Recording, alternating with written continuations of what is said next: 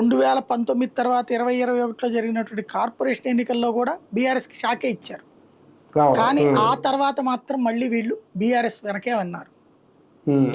ఇప్పుడు కాంగ్రెస్ వైపుకి వెళ్ళేటట్టుకు సిద్ధపడుతున్నారు. కాబట్టి కాంగ్రెస్ పార్టీ ఆ ఓటర్లని వదులుకోదు, బీఆర్ఎస్ కూడా వదులుకోనియదు.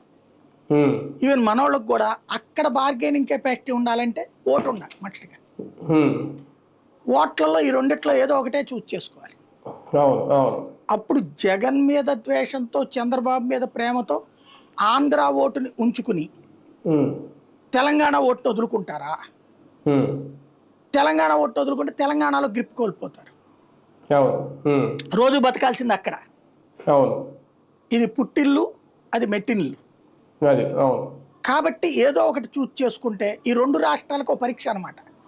ఆంధ్ర వాళ్ళు తెలంగాణలో సెటిల్ అయిన వాళ్ళు తెలంగాణని ఎంపిక చేసుకుంటున్నారా లేదా, తెలంగాణని తమ సొంత భూమిగా భావిస్తున్నారా లేదా అన్నది రేపు తేలిపోబోతోంది. అక్కడ ఆంధ్రాలో కూడా తేలిపోబోతోంది.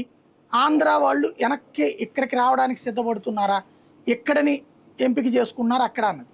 యాక్చువల్గా అయితే కనుక యాజ్ పర్ రూల్స్ అయితే అక్కడ వాళ్ళకి అక్కడ ఓటే ఇవ్వాలి, ఇక్కడ ఓటు ఇవ్వకూడదు. 6 నెలల పైబడి ఎక్కడ నివసిస్తున్నారో అక్కడ ఓటే అన్నది నిబంధన, ఎన్నికల నిబంధన. దానికి సజీవ సాక్ష్యం ఆంధ్రప్రదేశ్ హైకోర్టు ఇచ్చిన తీర్పు. ఎవరు? నిమ్మగడ్డ రమేష్ కుమార్ వ్యవహారం